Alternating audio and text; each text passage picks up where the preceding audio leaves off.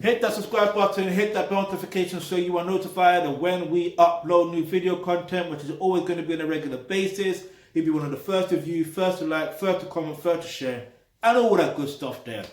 Now, listen, for you to actually make a man fall in love with you, the truth of the matter is you cannot really make a man fall in love with you.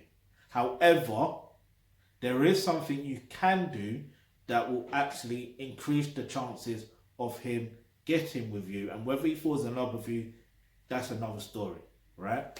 What you need to do is just put yourself in a position where you are developing yourself to become a pure feminine woman, yeah?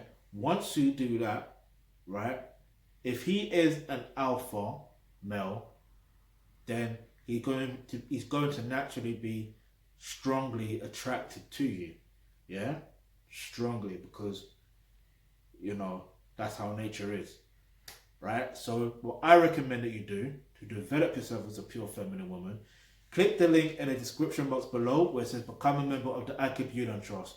Once you do that, you get access to online courses such as roles and relationships.